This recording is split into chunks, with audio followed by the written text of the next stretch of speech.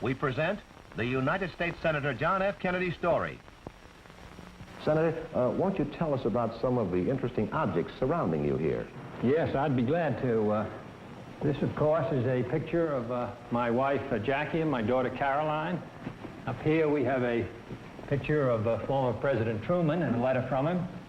And then here we have a picture of former President Hoover. I was chairman of the Subcommittee on Reorganization, which considered all the Hoover Commission recommendations. We passed about 30 of them in the Senate, and he expressed his appreciation, as I believe it's done a good deal for economy. This is a model of a PT boat on which I served, PT-109, on which I served during the war. And of course, this is the Democratic donkey. What about that coconut on your desk? That's a rather interesting object.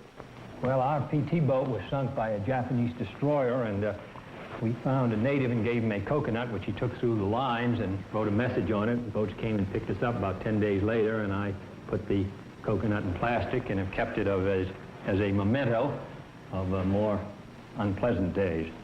Senator, we note that your office is filled also with objects to recall your legislative as well as your military battles. Well, here on my desk are many of the bills which I've introduced on behalf of Massachusetts.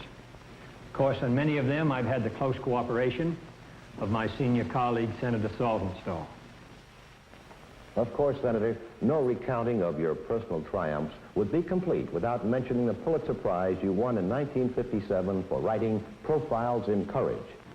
It was an interesting job because all of us who hold a position in a legislature are concerned with the problems of how other senators and congressmen have endured the pressures which all of us undergo. One of the most heartening things about it has been the fact that the United States Information Service has chosen it to be translated in order to explain one phase of American life.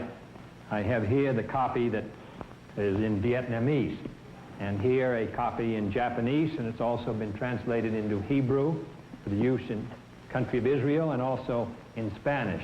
And I have here a letter from George Allen, which came this summer, the head of the United States Information Service, in which he says that Profiles in Courage has proved to be exceptionally effective in promoting a clearer understanding of American statesmen among our foreign audiences. And of course, that's been one of the very beneficial things which have sprung out of the book.